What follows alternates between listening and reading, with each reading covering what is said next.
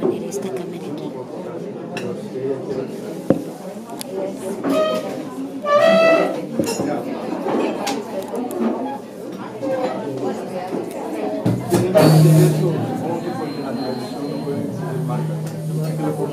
Pero si no quiere hacerlo, no, que la ponga ahí.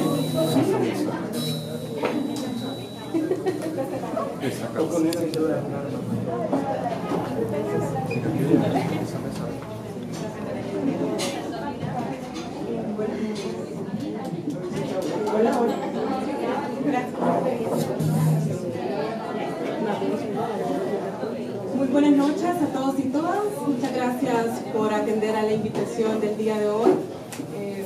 Este es un ciclo al que nosotros hemos llamado el ciclo Convergencia. Es un ciclo que estamos haciendo una vez por mes con el propósito de hablar temas en torno a la literatura hondureña. Quiero agradecer, antes que todo, a doña Narela por permitirnos hacer este conversatorio aquí en este espacio, en el Paradiso, en el que se ha convertido en la casa de la cultura y del arte aquí en Tegucigalpa. Muchas gracias, doña Narela, por su hospitalidad. Pues este ciclo del día de hoy lo hemos llamado Tres Poetas Inéditas. En realidad surge de una conversación que tuvimos con Carlos, en la que pues, en realidad fue a raíz de una publicación que hizo Martín Calix en El Pulso, que se llamaba Tres Poetas Inéditas que debes de leer. En este artículo pues, aparecían precisamente nuestras invitadas del día de hoy, a quien quiero presentarles, Heidi Alachan, que nos acompaña desde San Pedro Sula.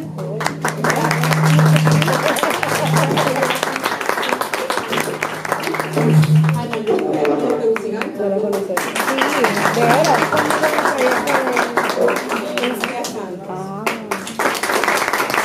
No te había visto que estaba acá hoy. Y por supuesto al poeta Carlos Ordóñez, Por eso que es está quien pues estará presentándonos el día de hoy, hablando un poco de su trabajo.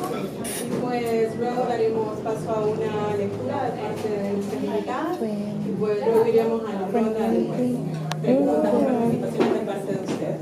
Entonces sean bienvenidos a este ciclo y pues le doy la palabra a Carlos Ordóñez. Muchas gracias.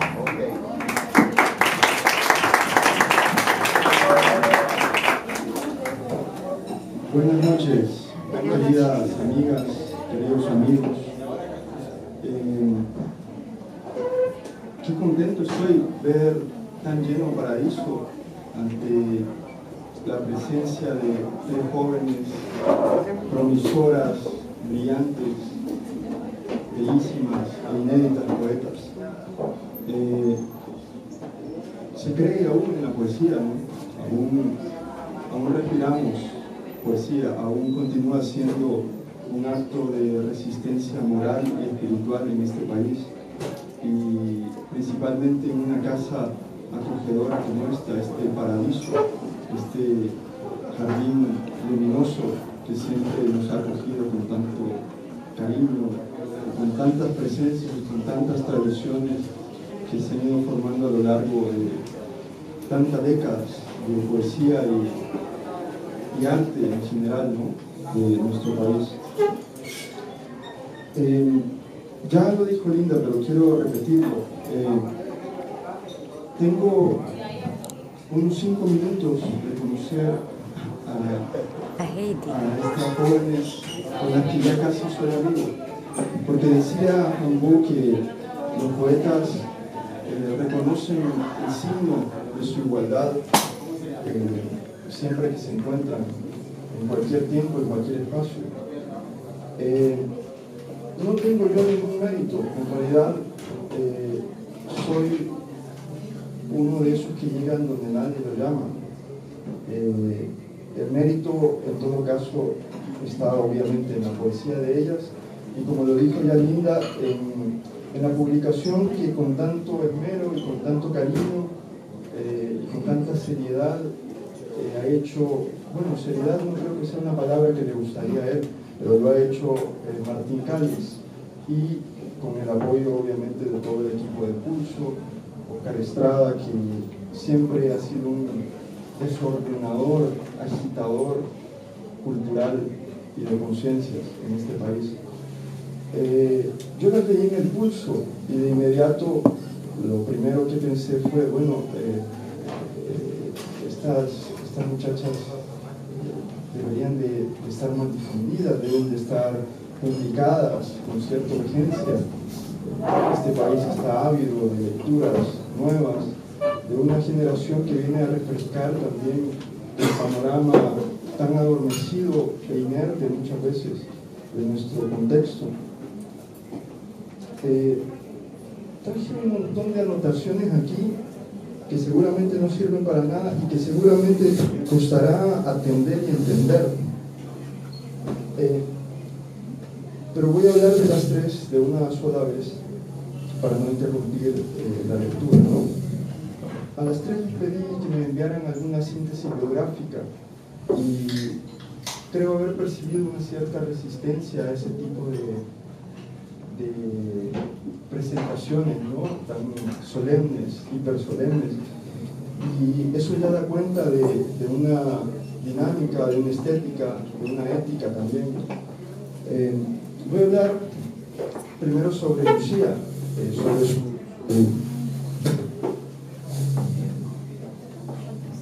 estoy haciendo algo malo, ¿no?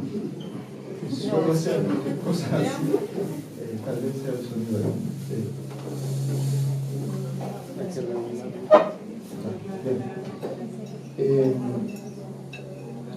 Bien, dice,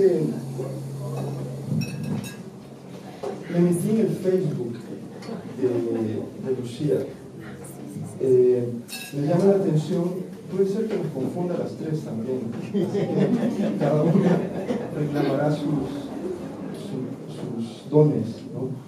Me metí en el Facebook y veo a Lucía y veo que en la portada de su perfil tiene un dibujo de una escena de Alicia en el País de las Maravillas, donde precisamente la escena del té, en donde el sombrerero loco está discurriendo con el conejo, siempre cargando el tiempo, siempre en las prisas de atrapar ese instante tan racional, ¿no? Donde llega efectivamente la pequeña Alicia, ¿no? Esta chica tan llena de sueños, que de inmediato simpatiza con el sombrerero loco, ¿no? Ella también en su perfil de Facebook usa un sombrero, por lo tanto ciertamente debe existir una secreta afinidad en esa locura, ¿no? Que implica toda aventura en lo poético, creo yo.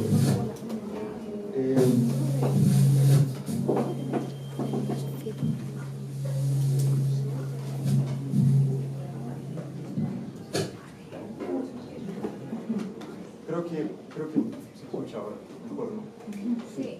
Bueno, intentaré también hablar un poco más alto. Se celebra en esa escena el no cumpleaños, ¿no? No sé si lo recuerdan.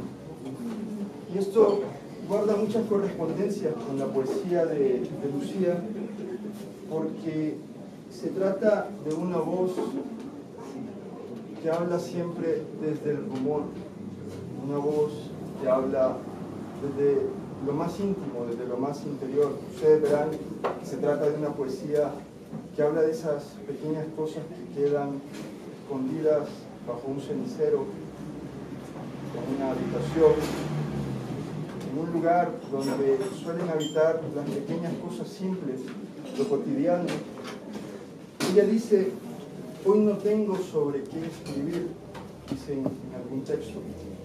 Y veo que en ello hay efectivamente una cierta angustia, una necesidad de que exista una voz que exprese un mundo interior, un mundo que ha sido muchas veces interdictado por los recursos de la razón, por una racionalidad, una fuerza imperante que intenta siempre ejercer dominios a la libertad, al erotismo, a la poesía, a las búsquedas espirituales, inclusive, aunque no estoy tan seguro que tanta presencia de esa parte espiritual exista en su poesía. Sé que es una poesía arraigada en lo cotidiano, sé que es una poesía que tiene muchísima fuerza interior, una poesía que quiere descubrirnos otros territorios de ensoñación, un territorio donde el amor vence al miedo, un territorio donde el ser también se cobija en un silencio, en una introspección. No sé si estoy diciendo algo fuera de lo que habrás imaginado, Lucía, pero de todos modos ha sido sí mi lectura. Me ha traído hermosa resonancia de esa poeta que estoy seguro que tanto admiras, que es Alejandra Pizarnik. Sé que por ahí anda merodeando también la voz de Olga Orozco, a lo mejor algunas concomitancias también, gracias, a lo mejor algunas concomitancias también con la poesía de Blanca Varela. Muy próximos también a una poesía que reivindica la voz de lo femenino, no necesariamente entendido esto desde un lugar eminentemente ideológico, que está muy bien, pero estoy hablando también de una voz femenina que habla del lenguaje de la delicadeza, que habla de eso que solo la mujer, efectivamente, en su natural capacidad de creación, ofrece, regala y multiplica en la poesía.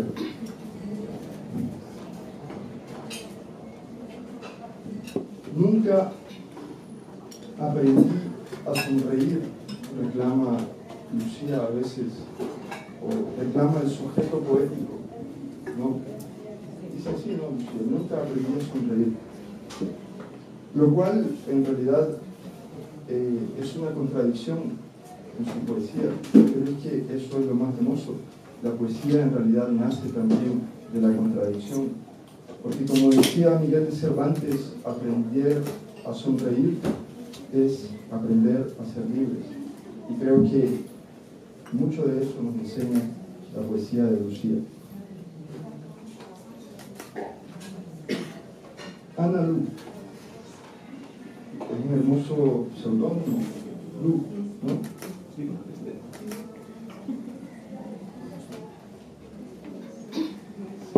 Ana se ve una chica tan pasiva, tan tranquila, y en realidad su poesía está llena de procacidad.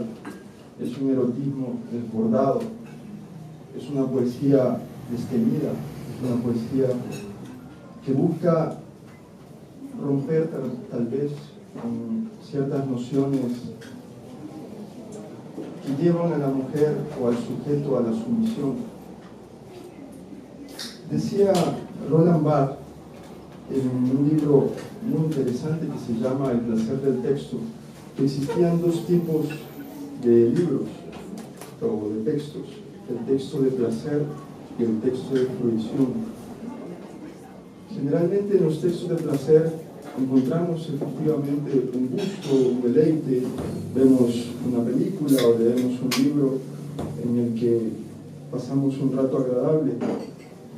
Pero existe un otro tipo de lectura, que es la lectura de fruición, aquella lectura que en realidad intenta despertar conciencia. Es muy curioso porque el mismo Bach decía en el grado cero de la escritura que ciertos grandes escritores del siglo XIX especialmente, o a inicios ya del siglo XIX y más adelante en los inicios del XX con las vanguardias, decía que no dejaban de iniciar un buen libro con algunas palabras fuertes como mierda, por ejemplo. Y era una forma ya de empezar a decir al lector, aquí no hay la belleza que has concebido hasta ahora como algo que está ahí en un pedestal. Nicanor Parra ya nos lo advirtió, que se acabó el tiempo de las vacas furiosas y los toros sagrados, o al revés, el tiempo de los toros furiosos y las vacas sagradas. Se acabó ese tiempo porque los poetas bajaron del Olimpo, y creo que Ana Lu viene a demostrar eso en una poesía que muy pronto escucharán, una poesía muy coloquial, no teme a decir palabras de aparentemente un tono fuerte, pero que están ahí también dialogando con una otra ala muy hermosa, que es también la de la ternura.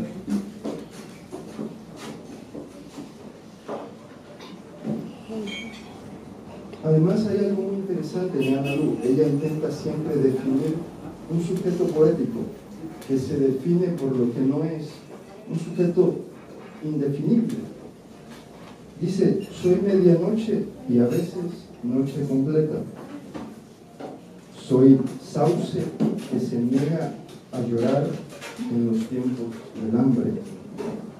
Soy un esqueleto con el corazón del tamaño de un arroz hinchado.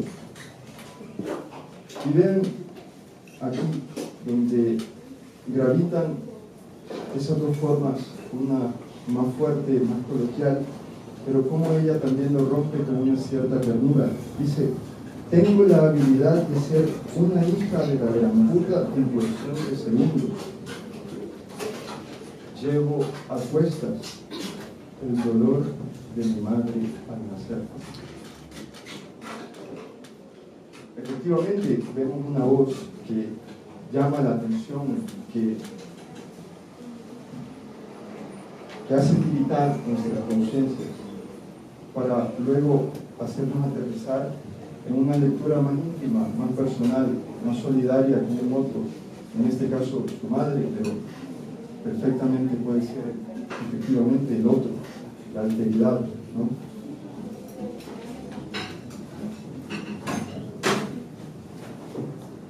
Heidi escribe una poesía de la vitalidad, Heidi Alachán. No puede ser de otro modo en una mujer que trabaja como comunicadora social, es abogada también. Es una poesía de la vitalidad y me llama mucho la atención en ella que es una poesía que además cuestiona los lugares previstos para el poema. Me refiero a una poesía que ya se sale de la típica poesía en verso, se introduce en una poesía rítmica donde la prosa se confunde con el microrrelato a veces, con la confesión, con la oración, diría yo incluso a veces, porque es eso lo que a veces hace Heidi, ¿no? Oraciones, cantos hacia el otro. Una poesía también que reivindica la necesidad, la utilidad de la poesía en lo cotidiano. Una poesía que nos dice que la verdadera belleza es aquella que no puede decirse. Y en esto creo que también ella coincide con Lucía, ¿no? Efectivamente ese sujeto poético que en su interior está siempre buscando una manera nueva de expresarse, una forma de abrir nuevos cauces para la poesía. Creo que también tiene por ahí una cita de Van Gogh que dice: la verdadera vida está ausente. Y esto no es apenas un simple epígrafe que se pone en un poema, es todo un manifiesto en realidad de una ética y de una estética. Es decir, así como Breton nos dijo, la vida está en otra parte, ¿no? Esa otra vida que está aquí mientras estamos en esta comunión hablando de poesía frente o alrededor del horror, ¿no? Está siempre Heidi reivindicando esas nociones. intenta siempre en su voz hacer una revolución con el amor. También insiste en la ternura, porque para ella sufrir por amor es paz. No quiero extenderme más, porque quiero y tengo prisa por dar paso a que las escuchemos. Pero quiero decir 3 últimas cosas. Decía Walter Benjamin, y perdón porque lo he repetido muchas veces y lo seguiré repitiendo, que lo decía al analizar, lo decía cuando exponía las tesis sobre el concepto de historia. Benjamin decía que el verdadero historiador de la modernidad era aquel que examinaba la historia a contrapelo, tal cual como cuando se limpia una bestia. Quienes han cepillado alguna vez, quienes han limpiado un caballo, por ejemplo, sabemos que cuando lo limpiamos hacia la dirección de su cabellera, queda brillante, ¿no? Queda muy limpio, muy lindo externamente. Pero la verdadera limpieza se hace a contrapelo, porque solo cuando se limpia y se cepilla a una bestia a contrapelo, empiezan a emerger esas pequeñas partículas históricas heredadas por la historia oficial, por la razón, por los discursos del orden. El verdadero poeta de la modernidad es el que examina, creo yo, la historia a contrapelo. Y lo examina así como lo hacen estas jóvenes, con nuevos lenguajes, con nuevas búsquedas, con nuevas experiencias, hablando de su generación, hablando sin temor también de su generación. Activistas, si se me permite decirlo, activistas políticas también, porque el poeta también lo es, vive en una conciencia instaurada en la búsqueda de la verdad, en la búsqueda de un mejor camino. Son, como decía Benjamin, avisadoras del fuego, las que vienen a anunciarnos las catástrofes, para que no repitamos los errores históricos. Cierro con un asunto más, y ahora sí lo prometo. En 1975, en febrero, Pierpaolo Pasolini escribió un artículo sobre la desaparición de las luciérnagas. Estaban desapareciendo las luciérnagas en Italia por la contaminación, acaso por el avance también del mito del progreso, las grandes industrias, la sociedad del mercado, iba apagando todo lo que era vida y naturaleza de alguna forma. Y Pasolini fue advirtiendo que aquellas luciérnagas de su juventud primera, de su infancia, habían casi desaparecido, se habían extinguido. Cuando llegué aquí a Honduras hace ya 3 meses, pensarla bajo una dictadura del odio, pensarla sumida en un fascismo también, porque no otra palabra tiene, aquello que nos interdicta y nos prohíbe la alegría. Pensé en esa metáfora pasoliniana, en las luciérnagas, porque no creo que otra cosa sean estas 3 jóvenes que frente a la oscuridad se resisten y que hoy, estoy seguro, con su palabra y su poesía, nos van a regalar unas intermitencias de luz. Las dejo con ellas y aprovechen su luz.